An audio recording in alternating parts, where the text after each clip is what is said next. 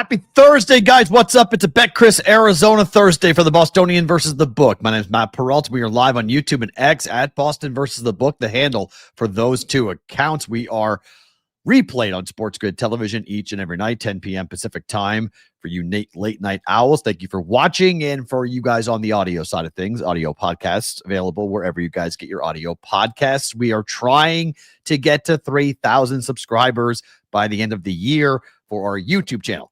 If you've not hit subscribe, please do so. We are like 50 away. We're right there. We're so close to getting us right to that goal of getting 3,000. So it's an arbitrary goal. We don't get anything for it.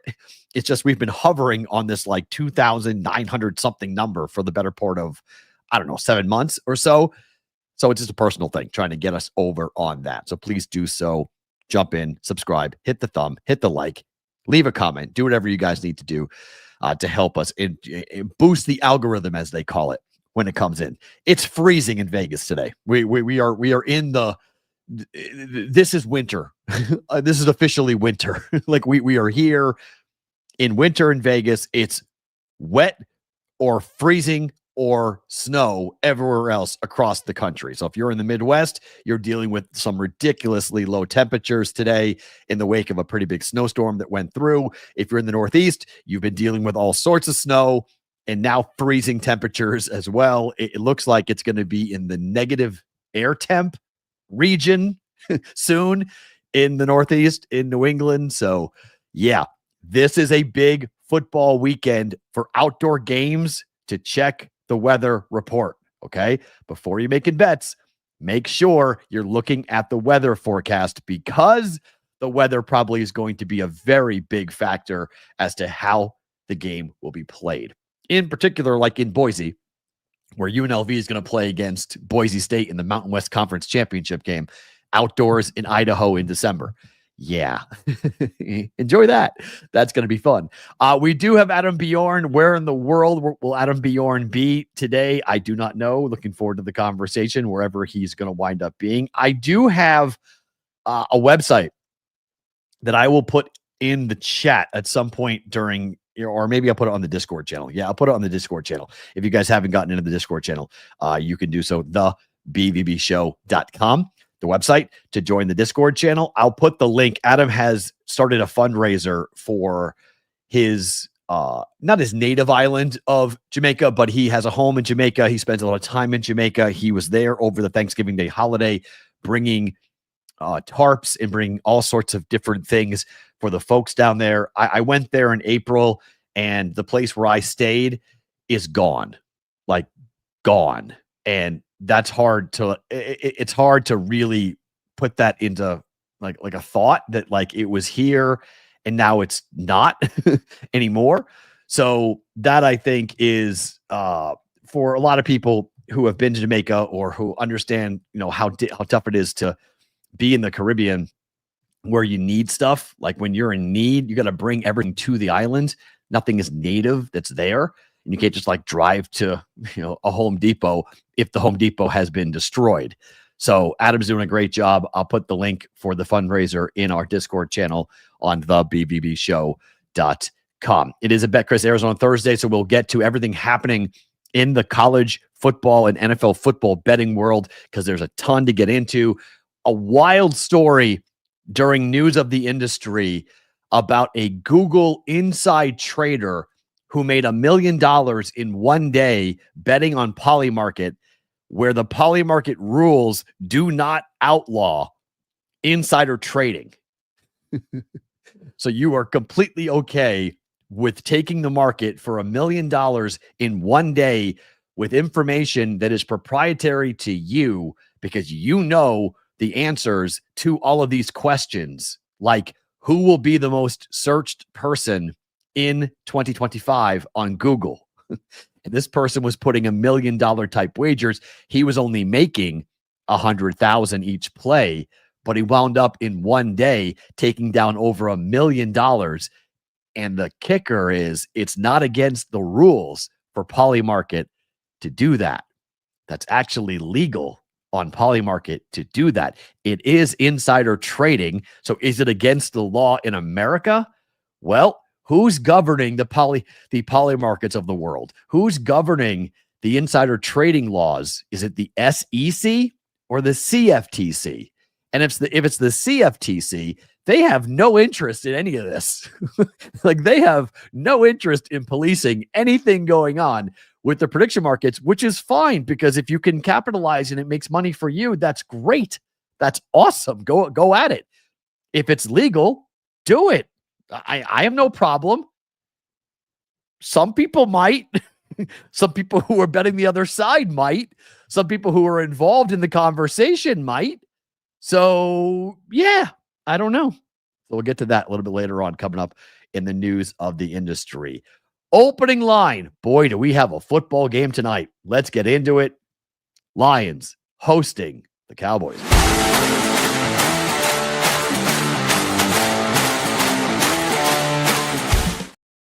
All right, opening line, 3 storylines to watch tonight as the Lions and the Cowboys battle. Once again, to a reminder as to where we are here from a playoff perspective. This is big, okay? We have the Cowboys and the Lions both on the outside of the playoff picture in the NFC playing against each other. Cool fact, in the AFC, we have the exact same game happening on Sunday Night Football on Sunday between the Texans and the Chiefs. So we've got, de facto elimination games going on here in week 14 of the NFL with gigantic playoff implications, starting with tonight with the Lions laying 3 at home tonight against the Cowboys. This is going to be a really difficult matchup for this defense for the Lions because of how banged up they are and the fact that they just haven't looked like themselves over the last couple of weeks. Now, this offense, it has not looked the same. Let's be honest, okay? It's why Dan Campbell took over the play calling duties, but Amon St. Brown, Amon Ross St. Brown, may not be on the field tonight. He wants to play. He is efforting to play, and whenever he has, a chance to play, he wants to play. All right? He is questionable. He is a legitimate game time decision for this offense for the Lions. He got rolled up on Thanksgiving. He was blocking downfield during a run play, and he was rolled up on by multiple players, and it's a grade 2 sprain of the ankle. This is not an easy ankle injury. It's not like a twisted ankle. This is a ligament damaged ankle. So he is as tough comes. He will fight and claw his way to get onto the field tonight. But if he's not there, that's a huge weapon. And even if he is there, he may be a decoy, but he might not be. He might be really ineffective here. And this defense for the Dallas Cowboys might be able to essentially ignore St. Brown tonight. So what did this offense look like without him on the field? How does Jared Goff fare? Now, all the numbers going into this game are right where you want them to be if you are a Lions fan. Dan Campbell has been tremendous after a loss. Dan Campbell has been tremendous against the spread after a loss. This team, though, it's not just losing one game. They've been losing multiple games. They lose to Green Bay. They didn't cover against the Bears. This has not been a good month plus for the Lions. So any type of injury like this is really important, really significant. Number 2, is the Cowboys defense for real? Since the trade for Quinnen Williams, the all-pro defensive lineman that Jerry Jones got at the trade deadline for the New York Jets, they haven't lost. They are 3-0. The Dallas Cowboys are. The numbers are quite impressive. Things have changed dramatically. Points per game are down to 21.7. That's since week 11. Total yards allowed down to 312. That's 85 basically yards down. Rushing yards per game have gone from 143 to 69.7. And the opposing third down percentage, conversion percentage, was 52.6 before Williams showed up. And it's now down to 35.1. They were in the bottom 5 of the NFL in all 4 of those categories before they went and traded for Quinnen Williams. I mean, people make fun of Jerry Jones all the time, and rightfully so. People have ripped on him and said Jerry's a huge problem. Jerry's a GM, doesn't know what he's doing. You let Micah Parsons walk, all these things. Well, if you're going to criticize Jerry Jones for what Jerry Jones has done previously, you have to also just give him props for the trade for Quinnen Williams. He has completely altered the trajectory of this season for the Dallas Cowboys because he knew what he had on offense. He had to fix the defense. And with Williams, it's 9 points fewer, 85 fewer yards, and the third down conversion. To me, that's the biggest deal because what happens on first and second down obviously impacts what happens on third down. And while Quinnen Williams is more of a decent defensive run stopper than he is a rusher of the quarterback, the Cowboys are putting teams into third and long way more often than they had previously. So you would see like 8-yard runs on first down. It would be 2nd and 2. Or it would be 2nd and 4, and they'd pick up 3, and it would be 3rd and 1 or 3rd and 2. The reason why that conversion rate is down to 35% is because teams are now dealing with 3rd and 5, 3rd and 7, 3rd and 9 way more often than they were earlier in the year because they can't just line up and run the football against this defensive front and pick up yards like crazy. And so that is the biggest changer here because we know the Cowboys offense is going to score, right? I mean, we'll get to it in a second, but like the Cowboys offense has been absolutely the best offense in the NFL this year. And so when you have a really good offense, all your defense has to do is play mediocre. Like just be a middle of the road defense and you're going to win football games in the NFL when you have Dak play the level he is playing at. And you have the receivers in George Pickens and CeeDee Lamb, plus the running game that they've got with the offensive line. That's a top 10 offensive line for the Dallas Cowboys. So if you play even just a little bit of defense, you're going to be in football games, which is what the Cowboys now are. They're in football games. And for tonight, my number one thing that I want to watch is Dak in primetime. 6-1 straight up on Thursday Night Football in his career. 24-11 straight up in his career in prime time. Dak is great. And this is a full week, by the way. Both teams played on Thanksgiving, so they have a full week of rest. This is not a short week game. This is a full week game for the Dallas Cowboys and the Detroit Lions. But the offense is, I mean, for Dak, he's first in passing yards. He's first in yards per game. He's first in QBR. He's second in TD passes. And he's fifth in completion percentage. Like Dak should absolutely be in the conversation for the MVP. And if the Cowboys make the playoffs, he's your MVP. Forget Drake May and forget Matthew Stafford. It's Dak Prescott. And if you want to go for like a long shot bet, if you're looking for some good plus money, look at Dak to win the MVP. Look at that market. There's great value in Dak Prescott to win the MVP because the offense is tremendous. I mean, they have the number one offense in football. They're better than the Colts. They're better than the Rams. They're better than the Lions. They're better than Seattle. They're better than the Patriots. Like they just have the best offense in football. That was never the question for the Cowboys going into the year. It's all about the offense, or sorry, all about the defense. Dak Prescott on Thursday games, including Thanksgiving in his career, is 12-6 straight up all time. Like if you're a Lions fan, you're nervous about tonight. There's no way you're going into this game and you feel good about your team walking out with a win tonight, and you need it because if you lose this game, the Lions are done. The Cowboys too, for that matter. Okay, the team that wins this game is going to be just outside a playoff berth with a whole month to go. We're going into week 14. Okay, got 4 weeks left of football. And it could come right down to the last game of the regular season for the Cowboys to make the postseason. But given where they were, that's stunning that they're even in the conversation. The Lions going into the year, it was Super Bowl or bust. It was, okay, Ben Johnson and Aaron Glenn are gone, but we got the guys now. We're going to be good. And they looked the part early. And since things have just gone downhill for the Detroit Lions, mean, these are two teams going in very different directions going into this game. And that's why I like Dallas. I took 3.5 earlier in the week. It's currently 3. I don't think we're going below 2.5. We'll get to Adam Bjorn here in just 1 second.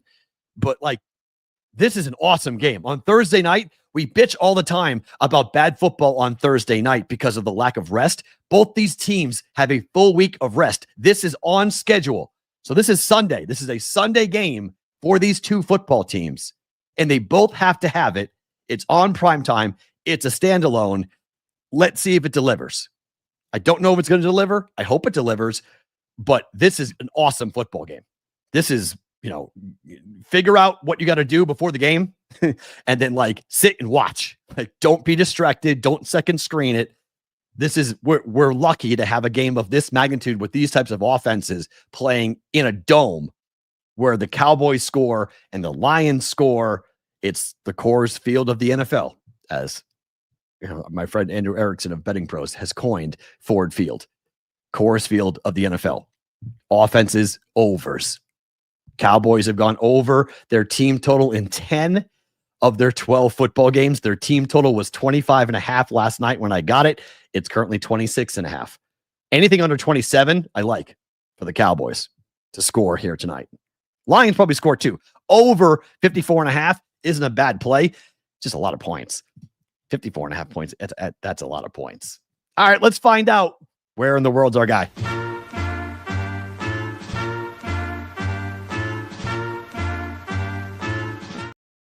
On a BetCris Arizona Thursday, our guy Adam Bjorn, where are you, my friend? I'm sitting in my home office in Costa Rica, just by the Gulf. Right. Look at that. I called it. I was like, I think he's going to be in Costa Rica. So we got that right. Since, what was it, Miami last week. I did 3 days in Jamaica, a couple of days in Fort Worth, Dallas, and then just got here, I think yesterday or the day before. So you think? All right, so I'm going to put the link to the fundraiser that you've started on our Discord channel and in the chat here once we are done. But just how are things going? What was Jamaica like? What did the island look like? So the city, Kingston, and that unscathed. The poor side of the island really got beat up strong. When I stood on my balcony, which is right 10 minutes from Montego Bay Airport, I could just see blue tarpaulins as far as the eye would reach, with obviously people losing roofs, leaking roofs, all these kind of things. My wife went out and with some of her friends and fed about 100, 150 people on the Sunday. Wow. They were all severely, compromised with their minds when they got home and after all that. So there's a big portion of the island that's just, been cleaned out, wiped out. Montego Bay's gotten hit fairly hard, but Kingston's, unscathed and whatnot. And I sort of looked at it and thought, the poor people getting hammered like that. And then someone sort of mentioned, well, imagine if Kingston gets wiped out, there's the whole economy kind of destroyed. So, there's kind of that balance of, who pays for it and who can sort of bring it back kind of thing. So it was a bit of a challenge, but yeah, it's definitely, it's a long journey ahead. This is going to take years ultimately to fix these things. A lot of the hotels have already said not back until December 2026. Some have shut down, called it a day. So yeah, it's different when it hits home versus, Haiti, a DR, Tampa Bay, stuff like that. Because it's an island, how difficult is it going to be to get materials to Jamaica to do the rebuild? It's not like, once Home Depot gets wiped out for their materials, you can't just go and restock it, the next state over, go and grab it and bring it over. How difficult will it be to get materials? Well, that's the challenge and the cost of things. Jesus, I went into a supermarket. Cost of things are just going through. Things were going through the roof anyway. Now it's just, near impossible. Building materials, again, a lot of that's in Kingston, but Montego Port, which is a huge port, took weeks and weeks to open up again and has a huge backlog. The stuff I sent from Miami, again, hopefully it'll be before Christmas, but it could be into the new year. It's just going to take a long, long time and a lot of money to ultimately, start rebuilding some of these towns that just they may never rebuild again. Unbelievable. Yeah. So I'll put the link into the Adams fundraiser in the chat after we're done here, and also on our Discord channel, thebbbshow.com. All right. Thursday night, it's the Dallas Cowboys. It was going to be a big handle game anyway, but you got Detroit, another big handle game, another big handle team here. What's the action looking like for tonight? How interested are the gamblers on Thursday Night Football? So if only you could see the ticker in the chart in the last 23 minutes, because my note says very low volume for this time of the week on a Thursday night game. It was 56% Detroit, 57% master action was Dallas. In that 23 minutes, I've had multiple six-figure bets on Detroit. It's now 68% of the money's on Detroit, 90% of the master money's on Detroit. It's almost doubled volume in the last 23 minutes of what I was looking at. So it seems like they're starting to roll in. I don't know if there's information or news or something out there, but the money coming in Detroit now is almost like Prescott's taking a day off or something. Now, the line hasn't moved or anything. It's purely money, but it's just come in real hard. Just, again, literally as I'm writing my notes, getting ready for this, Detroit money started flowing in. Do you think you'll go back to 3.5? They didn't off those bets, so I imagine I'll hold on. Okay. But correct me. It's now 3 minus 25, which is getting very close to 3.5. So there is a very good chance that it'll get to 3.5 pick 'em by the end of the day if it keeps flowing like this. Oh, that's going to be fascinating if it gets back to 3.5 after all the money that drove this thing down to 3. So you'll need the Cowboys. I'm hearing you correctly. You're going to need the Cowboys tonight? Yeah, right now need the Cowboys. When I first looked at this, the number 3, I thought, it felt a little light. Go back a couple of weeks, this could have been 6.5. Like, it could have, just different game where it's at. And to note your comment before I jumped on here, the total, 72% of the money on the over, 78% of the master money on the over. So we're going to need the over there as well. That, I think you might be in trouble. I'm not sure that you just can't set that number high enough at Coors Field with these offenses. I mean, with the defensive changes for Dallas, it still seems like the Lions are going to score here today. So that's why I took the team total for the Cowboys over 25.5. I think that they'll score. I think the Lions team total probably is a good bet as well coming up with that. Do you guys get much same game teaser action? Because I've seen that for the first time with some people that I respect saying you could tease the Cowboys up to 9 and then take the total down to 48.5. Anyone doing that? You get that occasionally. Usually it's the other way. They do the two dogs, the dog and over and what. But I did notice there was a little bit of that alternate sort of play here.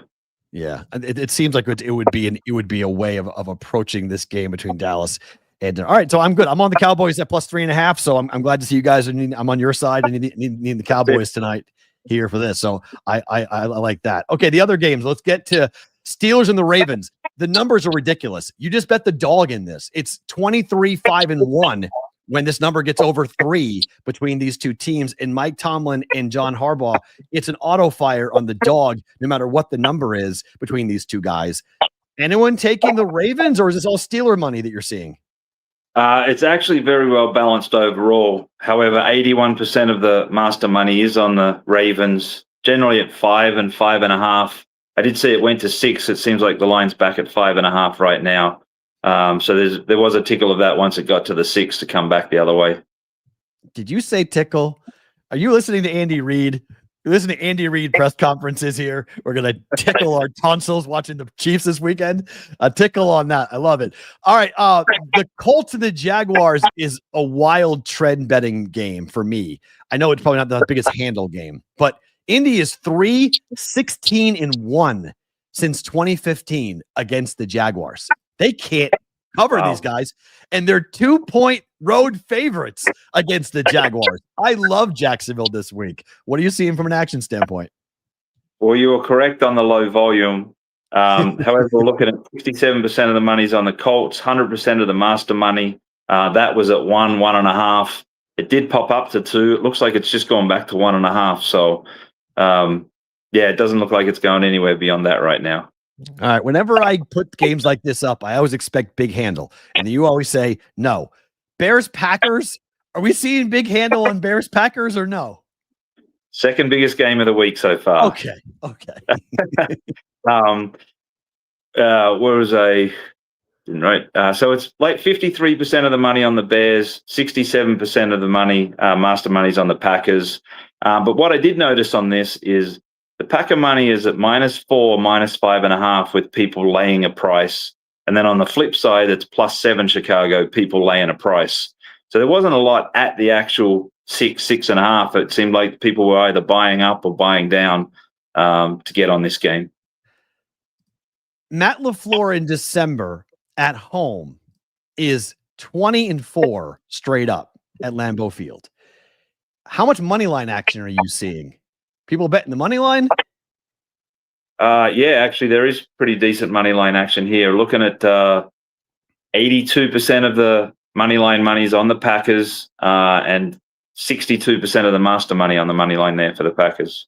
Yeah, Bears cover, Packers win. That's how I kind of see that game. 6.5 is a big number for a big rivalry game, but let's see what Caleb Williams can do on the road at Lambeau Field, given all the love that the Packers or that the Bears have been getting. Here in Vegas, this is a personal ask. Nobody else cares about this game but me. But I'm curious, just because the number at 7.5, I'm just curious. Anybody willing to take the hook with the Raiders as a home dog divisionally in December? So looking at 67% of the money overall on Denver. However, 100% of the master money is on the Raiders, but it's at 9, 8.5, and 8. Okay. But a note on this game, of that Denver money that we have, 90+% of it is teaser money. Oh. So no one's necessarily trusting the Broncos to cover this line. It's all teaser money that's just piled up on that side of the chart.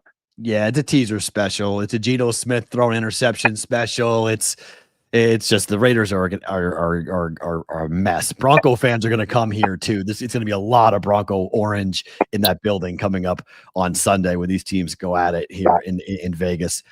Bengals and the Bills. If the Bears Packers is number 2, is this number 1? How's the action in this game? No, it's not. It's mid-pack. 67% of the money on the Bengals, 71% of the master money on the Bengals there. Bunch of it at sort of 6.5 on the Bengals, but it looks like pretty solid 5.5 right now. Okay, we're ripping through games because there's so many to talk about here, and the college games are going to be really good as well. Finally, Texans and the Chiefs on Sunday Night Football. Texans have lost 5 straight games to Kansas City, but Patrick Mahomes has been brutal against the number for the last year. Who is getting bet in this one, Chiefs or Texans? 78% of the money's on the Chiefs. The master money's well balanced. It's like -3, +3.5 action on the master chart. But it's a mid-pack one. The biggest game of the week's bet so far was actually Vikings Commanders. Wow. And this kind of ran. I mean, when I see a chart like this, when it's 82% of the money, Vikings, 61% of the master money, it feels like it's a runner. And opened +1, went to +2, and then now -2, the Vikings. So, this one sort of was manufactured from a number that everyone sort of seemingly thought was the wrong number, wrong favorite, and it's ran on the other side. At kickoff, who are you going to need in that game? Looks like Commanders easily right now. And that's assuming that Jaden Daniels is not playing? Because I'm guessing that's why it ran. That's why it ran to the Vikings, right? Yeah, I assume that's why it ran. So I guess it could, go back a little bit, but it's just one-way action right now. All right, let's get to the college games because this is one of the weekends. We actually have a gigantic college weekend. I'm wearing the UNLV hat. I teach at UNLV, so I'm biased on this, but I am curious because I do think people are going to bet this. Boise State won the first matchup by like 100. They killed them. Boise State has dominated UNLV so far here in the Mountain West Conference Championship game when they've faced off over the last 3 years. This number is 4.5, though. It seems a little light for me with Boise. What's the action on the Mountain West Conference Championship game? So it's low to mid volume, but it's 100% balanced by the Recs and by the pros. Seeing a lot of -3.5, -4. And then oddly enough, I did see a pretty sharp player come back at +4.5. So I was actually surprised that number had gotten to 5 because it looks like there's pretty solid money at the -4, +4.5 from the Masters. All right. Hey, UNLV, let's keep it close. Let's see what happens. I don't feel great about their chances, but it'll be fun. It's Boise in the rain and the cold. It's gonna be 40 degrees and raining at kickoff for that game. So I will be gladly watching on my television set and not sitting in that freezing cold temperatures in Boise, Idaho in December. It won't be freezing cold in Jerry's world when BYU plays Texas Tech, but for a championship game to have a number of 13, I took BYU already. It feels like you guys are begging us to take BYU. Who's betting the Cougars? Anybody?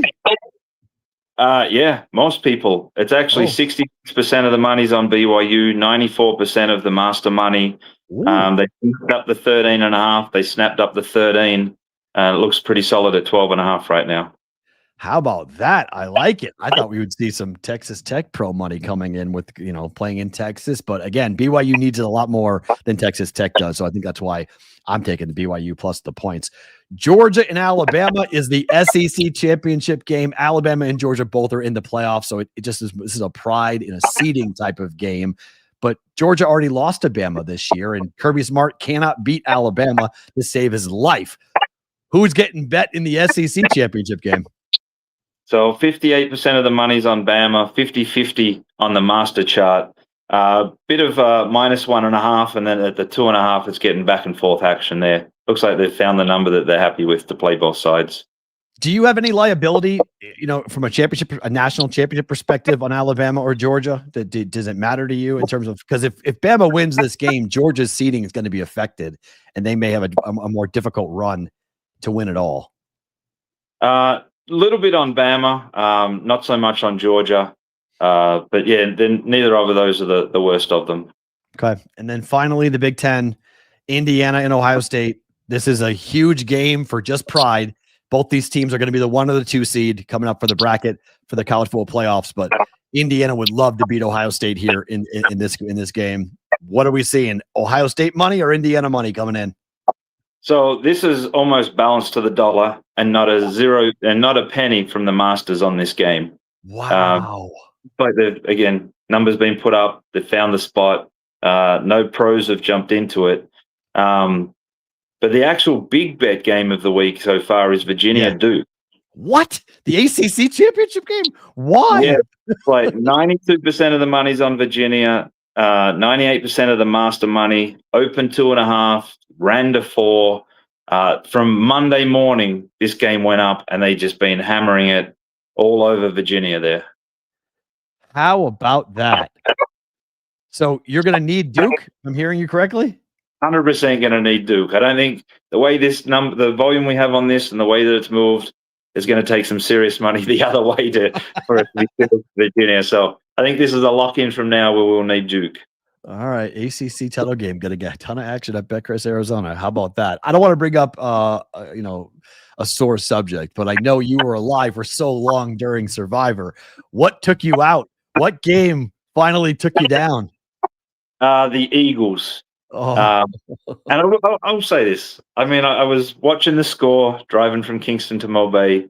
When it was 7-0, even going before the game, the chart said Chicago money line. On Thursday, when I did my show, I tipped all the underdog money lines and kind of had to sort of say the same thing on Friday with Chicago. I'm at peace with it all. There is no way I would have got through those 2 days unless I'd used teams badly and had to pick an underdog, or I had 20 entries and I thought, all right, let's play around with these things. But I'm 100% at peace. I'm actually 17th in the million, so now I'm going to concentrate on that. Oh, my. But, yeah, this one, it is what it is. For those that got through, congrats to them. Good luck in the rest of the season. But I would not have survived no matter what I picked Thursday, Friday. You're 17th in Circa Millions? Is that what you said? Yeah, apparently 17th on my number one entry. How about that? Have you finished in the money in any of the quarter polls yet? No, I ended up the last one. I went 5-0 the first week of the third quarter. I think 4-1 the second week, and then dropped a couple, and I was half a game, I think, out of the money. Oh my goodness gracious! Yeah, like 18 people split like it was like $900 was the payout on the quarter. So by this time of year, I'm just dead dropping my millions to my proxy, almost telling the proxy, like, just pick this kid. And I actually looked at it a few weeks ago, and I thought, I'm actually thereabouts with the first entry, and then second entry is not far out of what the money will be. And now, all right, Survivor done, onto the millions, and I think I'm 4 behind or 4.5 behind the leader or something. So wow. So we do this every week, and we talk about what you guys are seeing from BetCris Arizona. So this is a BetCris conversation. You do a personal live stream that tell the folks, because I hear you've been giving away like cars type of information. Like people are banking or like backing up Brinks trucks to make your plays. How hot are you on the plays you're giving out? So on the Saturday night show that we did with the contest proxy, I think we're like 9-4 after starting maybe 0-2. Okay. Sunday, week and a half ago, I went 4-0 on the Sunday, 3-0 money line Thursday. Kind of itched that, looked like Chicago was the play Friday. And then I think Sunday I went 3-1. I know I won the 2 early games and the late games. I think I might have went 1-1. But yeah, it's been on a pretty much a run lately, and it's actually been a pretty good season overall. And I think even towards March Madness and NBA when I started doing these things. So generally, I've been doing the Saturday night with Scott, trying to do Saturday mornings, sometimes Sunday mornings, before the standalone games. And just sort of, reading the charts and seeing what it looks like. And sometimes there's those data plays where recreational are heavy on one side, pros are on the other side. And it's just sort of, some of them are leaping out, and it's been a pretty hot run. That's all off of your own personal Twitter account, right? At Adam Bjorn too? Generally that's where I've jumped on. I think it goes onto my YouTube and my Twitch and whatnot. And then kind of part of the other thing that I'd been doing, and now tried to put this Jamaican stuff and that into the store link, in that is a lot of people ask me, can we do private calls? How about going for dinner and stuff like that? So I'm starting to sort of push out into that space of some kind of personal brand, and sort of, try and educate, help, do whatever I can to make people better betters, and lose less is the first step. Yeah, amen to that, right? Forget winning, try to lose less. I love that that mantra. So if folks DM you on Twitter, is that the way they can contact you if they're interested in doing that? Generally I've been taking lots of DMs, answer calls when I can. Now I'm putting it into this. It was actually with Gary V. He's partnered with this Stan store. We did a 12-week challenge. I'm late to the party. It's like week 12 and I'm just starting up. But it's just, trying to put some stuff out there, make myself more, disciplined and committed to providing. Because when there's expectations on me, I show up more. When there's no expectations on me, I can disappear for so, it's kind of just putting these things in front of me that, okay, I know where I have to be when I have to do it, and just try and, again, educating everybody. And hopefully with what we're doing with Prime and potentially what looks like purchasing that, wouldn't mind doing a rebrand potentially in the new year with something I've sort of had in the drawer for a long time. The World Cup year next year, it's like 2026 or bust is what I'm looking at. It's tremendous. Gary V, there's very few people on the internet that I stop when I'm scrolling. Whenever he puts out, I'll stop and listen to. His energy it speaks to my soul. Like I don't know. Some people just grab me, and some people, David Goggins is another one, but Gary V, whatever he does, I listen to. So that's really cool to hear you guys have linked up, because he's tremendous. Yeah. So I ended up, I've been in his ecosystem. I actually got one of his NFTs that meant I could go to all his conferences and speeches, get green room access.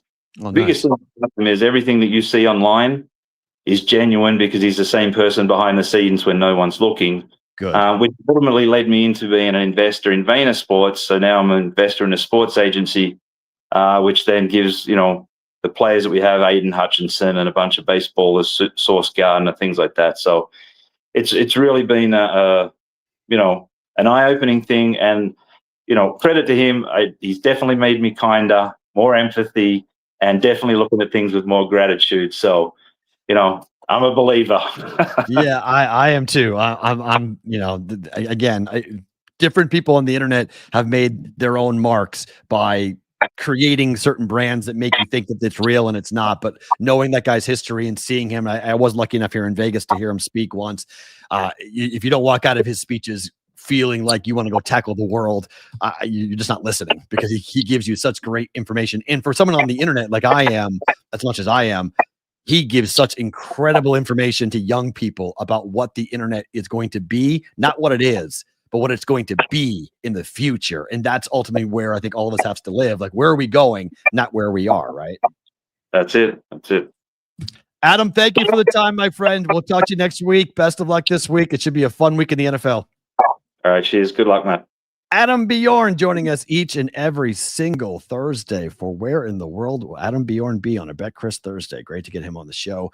And that was an unthought. I didn't know we were going to go ahead and give Gary V a bunch of love, but that's awesome. I did not know that he was that involved with Gary V. If you guys don't know who Gary V is, 100% go and check out Gary V and what he does. I'm a motivational guy in terms of a motivational speaker guy. I love people that teach you something that will make you a better human being. And Gary V is often talking about ways of giving back and gratitude and being thankful, but also how to navigate the current world. Don't stand still. Look at all the things that are happening. He was on the forefront of a lot of the things with Instagram and TikTok and Facebook and Meta and all those things. He was a leader in the space there. And now he's looking ahead to other things that are happening on the internet. Things that are happening, in other countries that can be brought to America. That can be very profitable in America. It's all very cool stuff. Check it out for sure. Thanks to Adam for coming on. Great to get him on the program. Some interesting stuff in that conversation about where the pros are betting, by the way. That's everybody betting on Virginia feels like the move. I don't know how you bet Duke. Betting Duke in the ACC championship game. You got bigger cojones than I do to go ahead and bet them. Let's talk about what happened last night.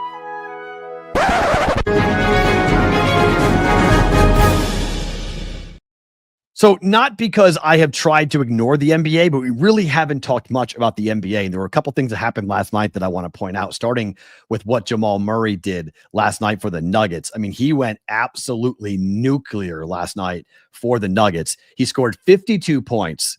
He went 10 for 11 from three, 19 of 25 from the floor. The Nuggets win the game over the Pacers, and he goes for 52. It's the third player for the Nuggets this season to score 50 or more points. That is the earliest in NBA history, just through 21 games, where we've seen three teammates all score 50 or more points for a team here through 21 games. Gordon and Jokic did that as well, scoring 50 for the Nuggets. This is a big start to the year for Denver. And look, Jokic is the best player on the planet. When you have Murray and Gordon, who's hurt at the moment, but you have players like that around him playing at elite levels and having really good seasons, man, Denver's a tough out. That is a tough team to stop. Tough team to get in front of. Cooper Flagg joined LeBron James last night. I was on Cooper Flagg, points, rebounds, and assists over last night. That came in. That hit.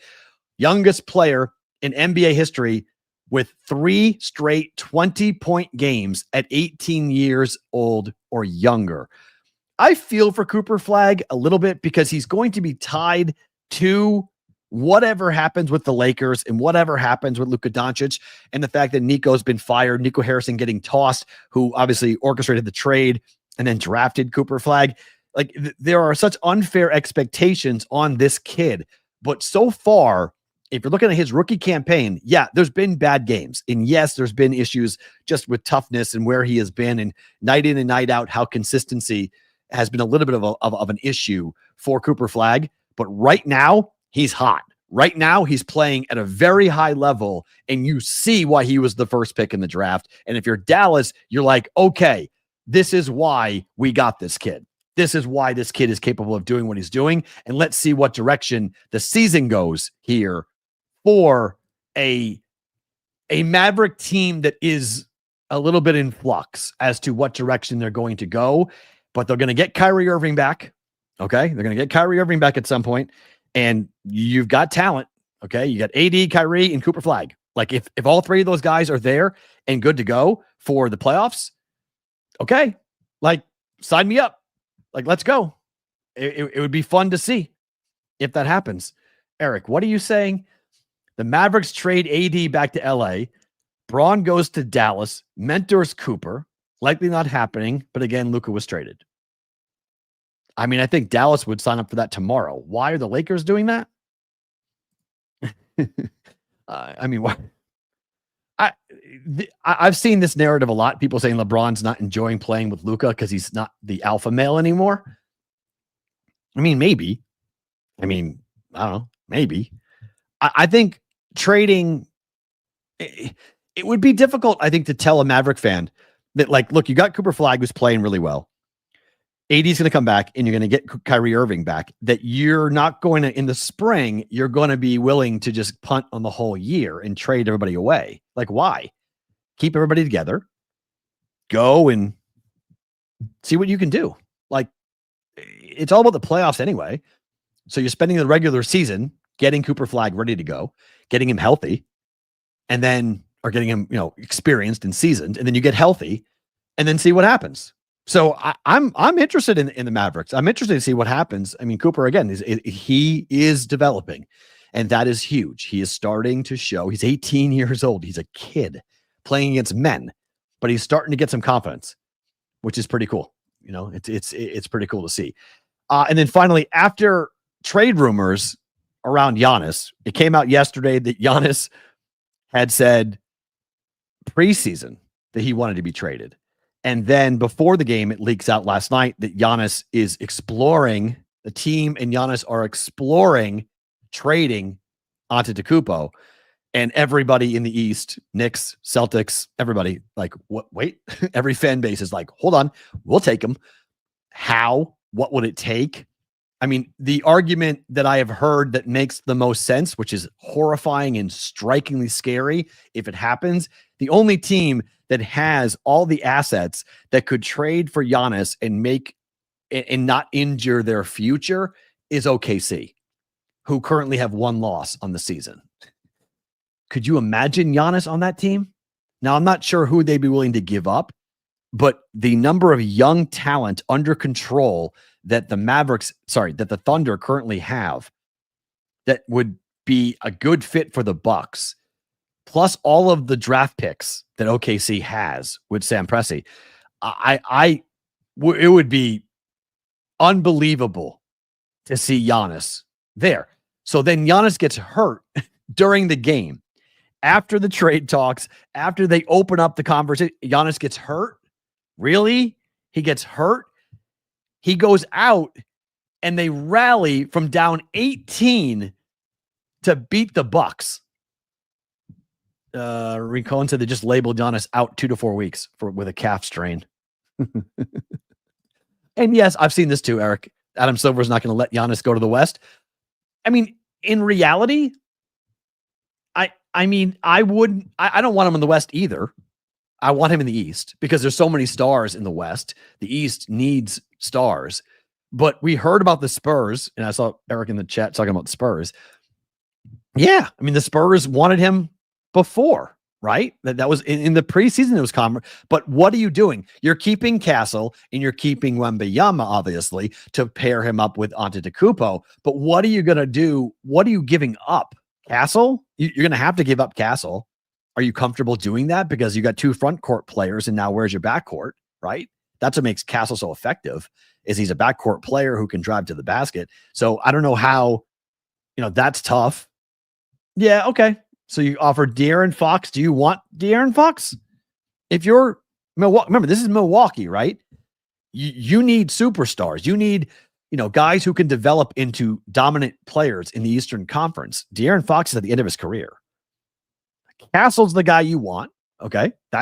He would be the linchpin of this. Of any trade, it would be him, reigning rookie of the year. So that makes a lot of sense if you do that. Knicks fans are dreaming. Celtics fans are dreaming. I don't think they would trade, Giannis to see him that much. That's why him going to the West makes more sense.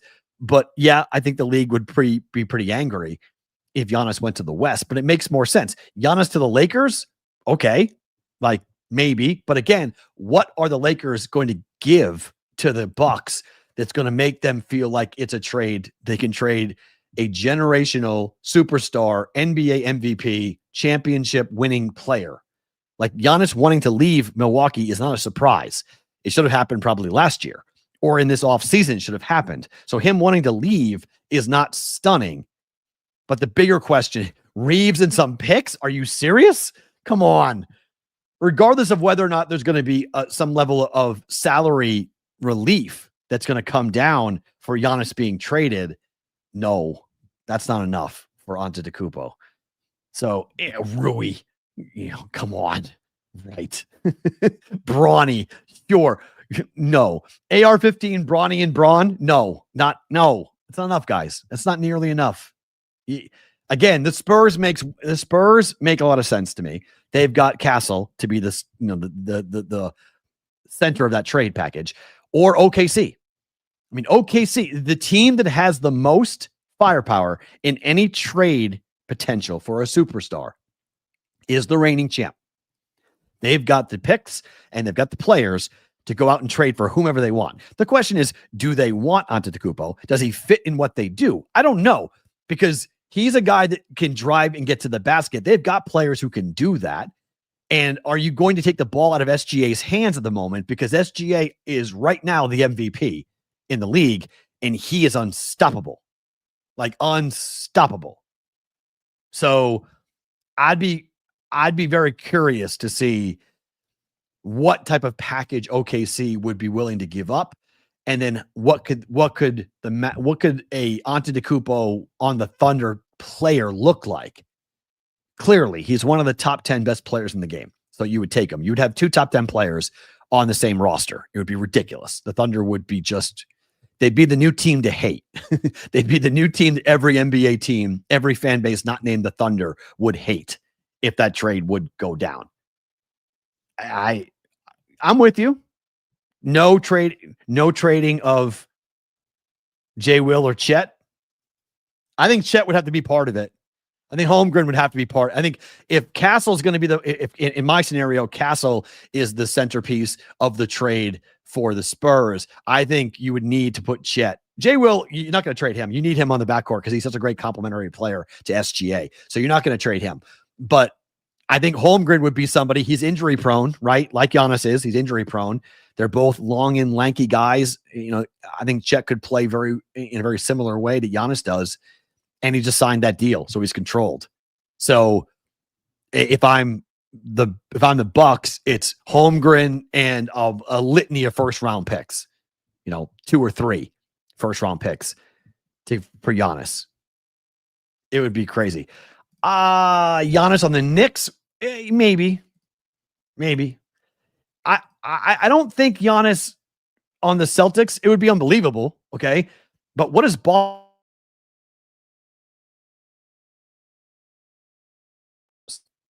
Sorry, we froze. There's the first freeze of the day. People were speculating about this on Twitter, on Celtics Twitter last night. They were saying, what would Boston have to give up? I am not trading, even for Giannis Antetokounmpo. Okay, I am not trading Derek White. I'm not trading Derek White. Call me crazy. Not trading Derek White. Like, I'm just not. He is the perfect player on that roster with Jason Tatum and Jaylen Brown. If you're keeping Tatum and you're keeping Brown in this scenario and you're putting Giannis Antetokounmpo onto the Celtics, I'm not giving up Derek White. And the Bucks would be insane to take a deal from Boston without Derek White being attached to it. Derek White would have to be, given his contract, his control, his productivity, he would have to be part of it. But I am not giving up Derek White. I am an absolute stan for Derek White.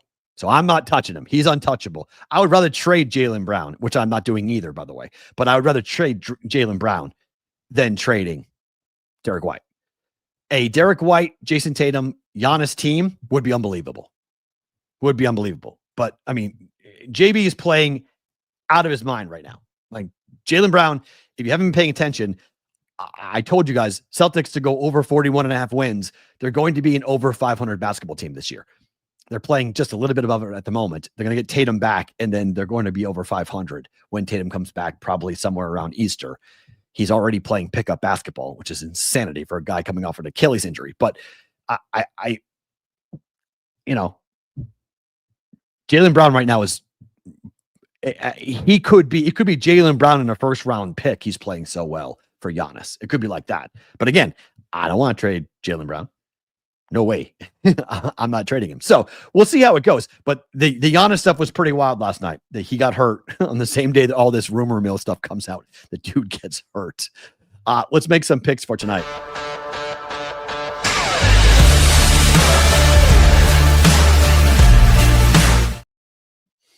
It is just the picks being brought to you by the Betting Pros Prop Bet Cheat Sheet. Good night to go and grab the Prop Bet Cheat Sheet. Check out what's going on with that.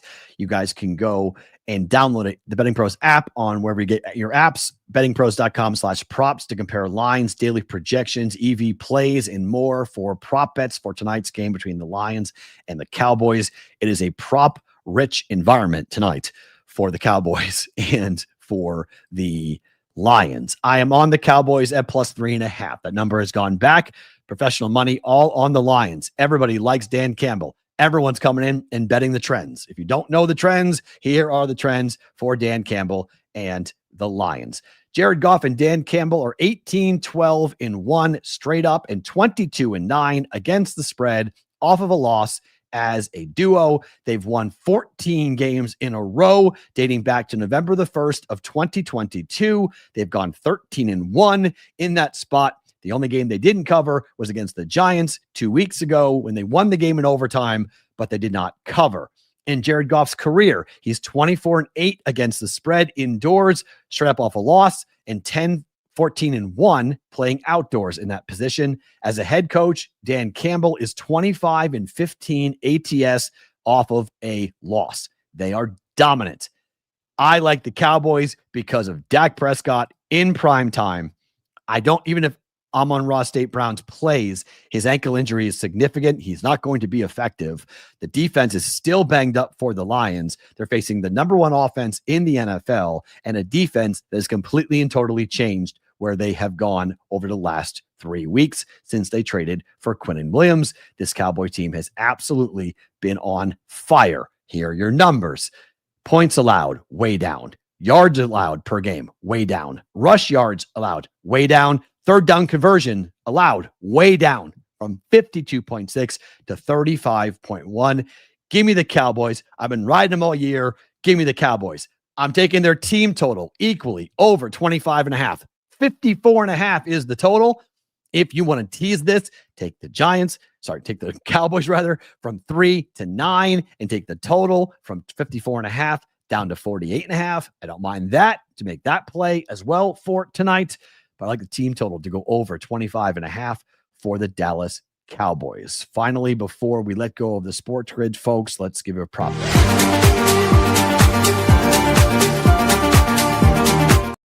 All right, this is from the prop bet cheat sheet, and it's Jahmyr Gibbs to go over 118.5 rushing and receiving yards. He's had some monster games in the last month, going over 200, going over 180 rushing and receiving yards on games. And while the Cowboys have been better against the run, it's the screen game for Gibbs that could be a problem for Dallas tonight. Could be some big plays given up for the Cowboys tonight. I'll take Jahmyr Gibbs to go over 115.5 rushing and receiving yards here tonight for the Lions. So if you like the Lions, you would expect Gibbs to have a big game. It is somewhat correlated. Lions go out and go big. Gibbs has a monster game. Gibbs goes over 118.5 rushing and receiving yards coming up here for tonight.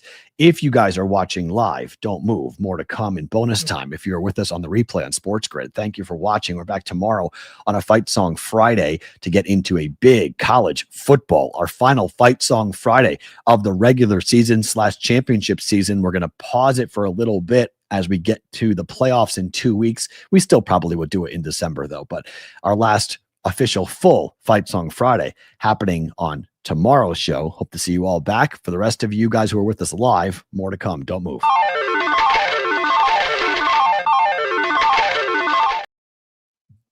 Okay. Gibbs is down to 116. Okay. People like the Dallas defense. That's because of the Dallas defense stopping the run. So I think there's going to be something there.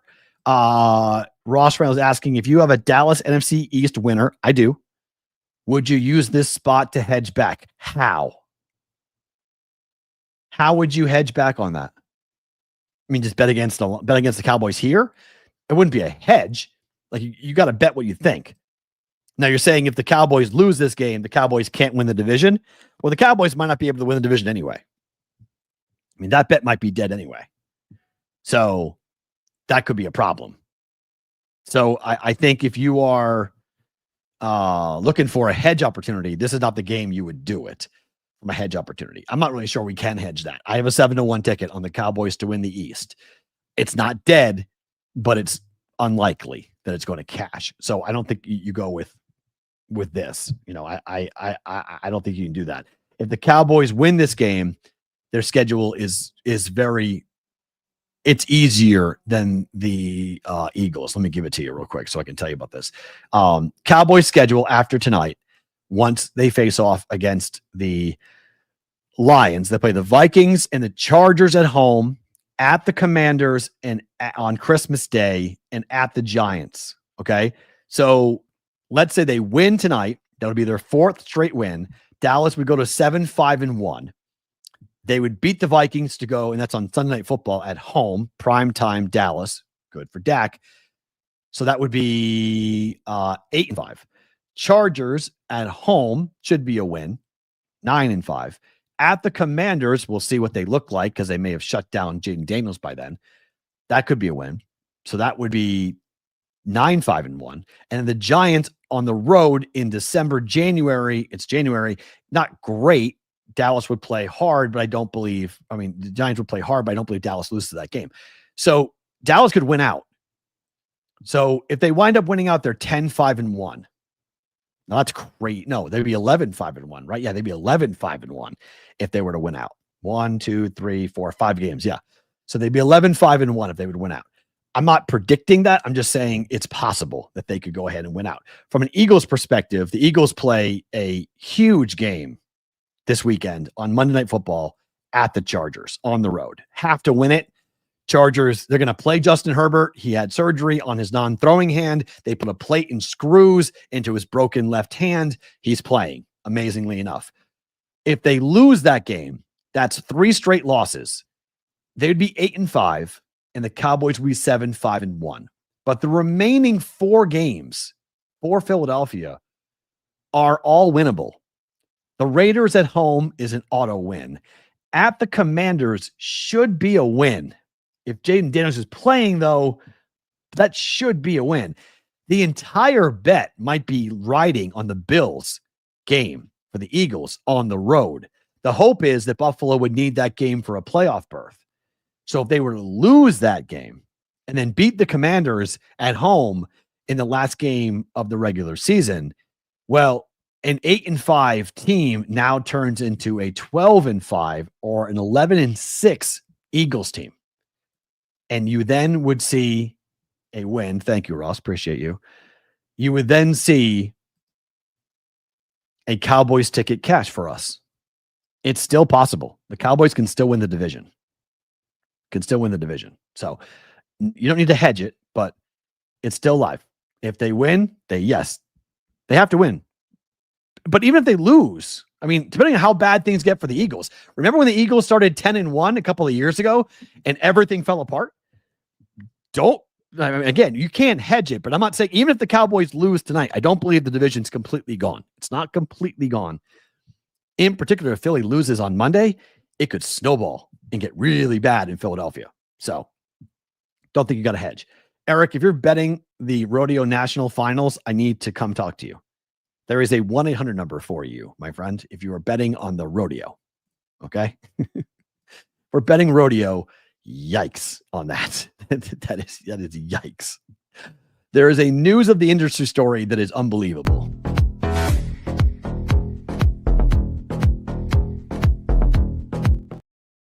All right, news of the industry. I've been waiting all the show to talk about this. This is oh my. We're in bonus time, so I can swear. This is so fucked up. This is unbelievable. Like this is so unbelievable. Okay, buckle up. So yesterday, there's a guy on Polymarket, which has launched in America beta, not full, but beta. That they're out there testing this for Polymarket in the US. Some guy yesterday won $1 million on Google search markets on Polymarket. Everyone is accusing this guy of being a Google insider. That this guy's got inside information. What this guy is doing is taking information off his computer screen that is proprietary info that only he or a select number of people have, and he is going and betting this on Polymarket to the tune of $1.19 million in one day. As a user on X commented, a Google insider has officially been exposed on Polymarket. This dude just profited over $1 million in a single day betting on Google search markets. Google, quote, accidentally, thumb on nose, tongue in cheek, accidentally, sure, pushed the results early, then removed them, but not before it was revealed that he went 22 of 23 on his bets and ballooned his bankroll to 3.9 million in open positions. This isn't a lucky streak. He previously made $150,000 plus predicting the early release of Gemini 3.0 before the results were out.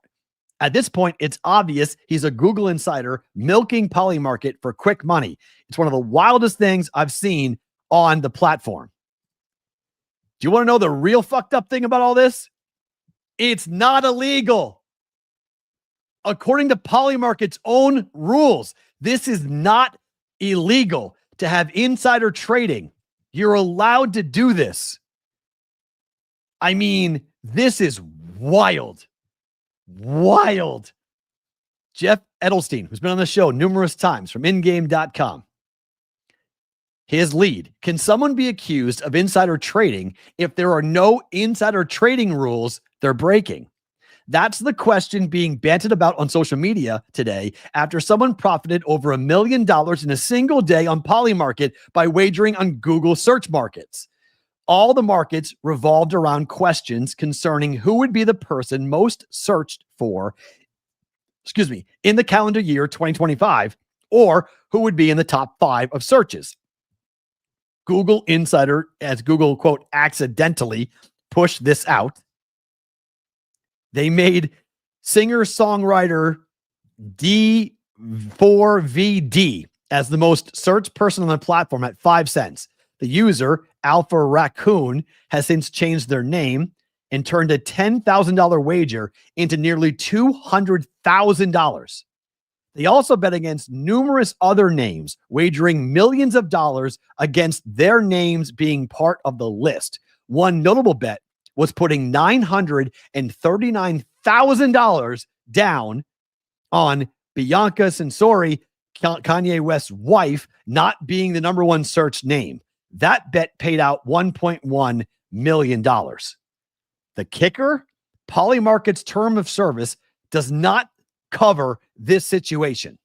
Predictably, as these market predictions go, commentators were split as to whether this is highly illegal, insider trading, terrible, no good, bad behavior, Or is this exactly what prediction markets are supposed to be doing, bringing information to the forefront? Do you guys understand now why I've been talking about prediction markets as much as I have been? Because this is market manipulation to a T. This is insider trading to a T. This is somebody who's taking information that nobody else has access to. He works at Google. He knows the damn answers. They're on his desktop. He sees he knows what's going on. And he's just going in like, I mean, one, the liquidity this guy has is bonkers that he's able to put these types of bets down. But this is like betting on a 99% sure thing in football, right? It will burn you only 1% of the time. It can happen. This won't happen. You know the answer. I was going to sneeze. Sorry. You know the answer. This is taking the test with the answers right next to it. It's not illegal. This is not illegal. Roger, I don't know if this is corruption. This is the problem.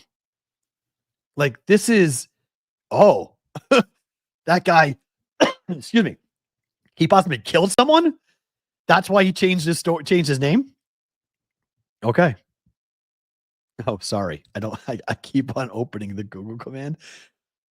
Why? Because I'm saying, hey, Google? Is that why? I'm not an Android guy. Sorry. So I don't know what I'm not intentionally trying to do that to you guys. I apologize.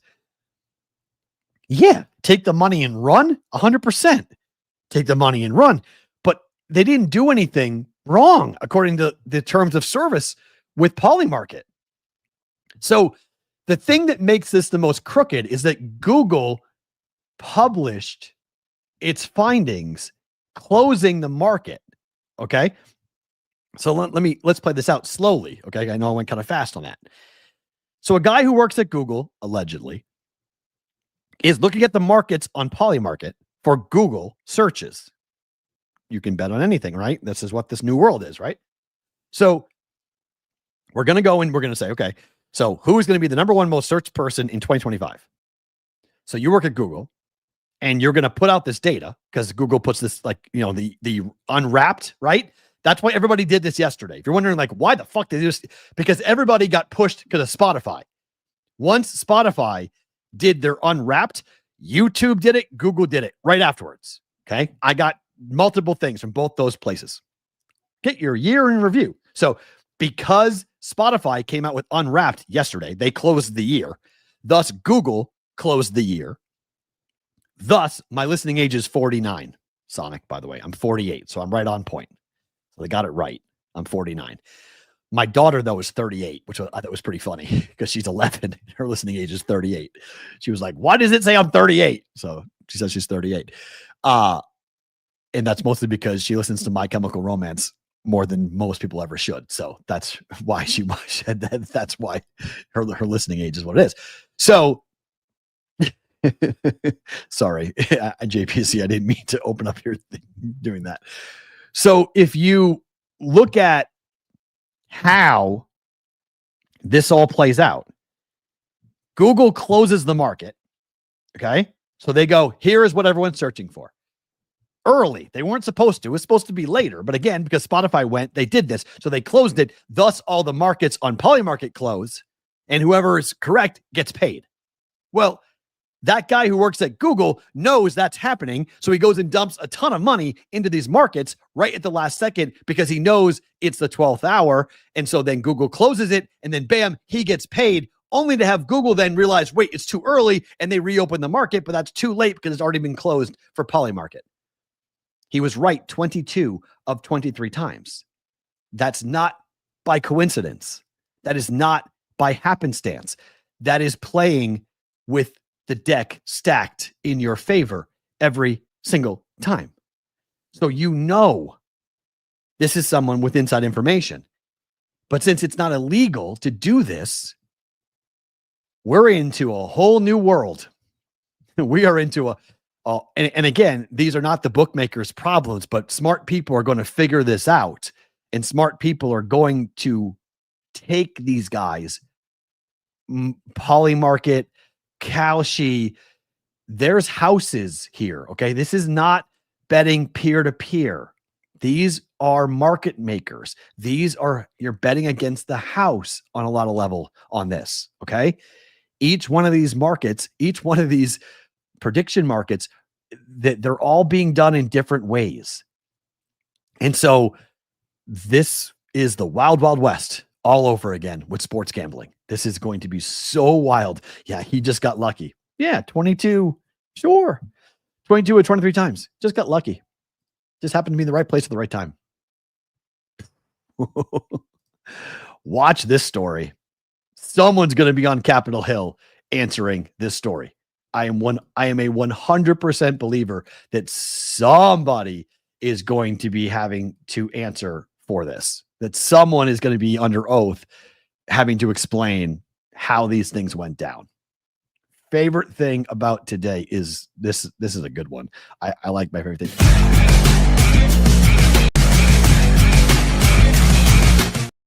All right, favorite thing about today. I love schools and players that just make sense to each other. Did you guys see what Diego Pavia and Vanderbilt, what they're out saying publicly right now? This is unbelievable. So Vanderbilt's trying to justify their place in the college football playoff. They're trying to say that we belong. They have challenged anyone to play this weekend as a showcase for the college football playoff. They have literally said, Vanderbilt is out publicly saying right now, you want to play football this weekend? We will play you right now. Tell us when and where. Let's go and play, because we're not playing in a championship game, but we're trying to show everyone that we belong. So I don't care when, where, how. You tell us where. Team, university, athletic department, coaching staff, players, they are all in lockstep. This is not a joke. This is real. Vanderbilt wants to play anyone this weekend. Could you imagine if Vanderbilt had a chance to play this coming weekend against, I don't know, Notre Dame? Wouldn't it be unbelievable if Vandy would play Notre Dame this weekend? I mean, that would be unbelievable if that were to happen. Miami and Vanderbilt equally would be unbelievable if it were to happen. Those teams aren't playing. It would be the ultimate risk for Miami to take that game, right? If you lose that game, you're out. 100% you're out. If Notre Dame loses that game, you are out. It only really benefits Vanderbilt. And that, I think, is a really big question, right? That's a really big issue. But 100% Miami or Notre Dame. Really, it should be Miami because of the odds we talked about yesterday about Notre Dame being such a lock to make the playoffs, that if Miami were to go and whip Vandy, they could justify it to get in. The committee is not going to take this well, in my opinion. But I love this. Like, I don't just love this. I love this.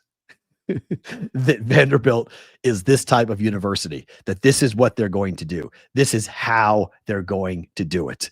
They're going to make people understand that we will play anybody at any place, at any time, on short notice. We are here because Diego Pavia is not playing next year again. So you got to try to figure out how to make a run with this, right? And it could help Diego Pavia from a Heisman Trophy perspective too. The voting for the Heisman Trophy doesn't end until Monday. So we could help him in that as well. It's not going to happen, but I would love it if it were to happen. I really would. I would absolutely love it. Favorite thing about today, Vanderbilt University. Awesome. Like standing ovation. Awesome by Vanderbilt for what you guys are doing. My thanks to Adam Bjorn for jumping on in, and our friends at BetCris Arizona. Thank you for being a part of it. Oh, sorry. I was putting up the wrong. That was wrong. I'm from BetCris Arizona. Thank you for being a part of the program today, for sponsoring Thursdays. We're back tomorrow on a Fight Song Friday. We'll go over all the college football games. We'll see if somebody would take this, take Vanderbilt up for their option. I don't think they will. It's Thursday, but it would be unbelievable if somebody would take them up to play a football game, like on Monday or something, to play a game before they come up with the final thing on Tuesday. It would be very, very cool to see it happen. It's not going to, but Fight Song Friday tomorrow. We'll go over all the big championship games and more. 1 o'clock Eastern time for a Friday's version of BVB.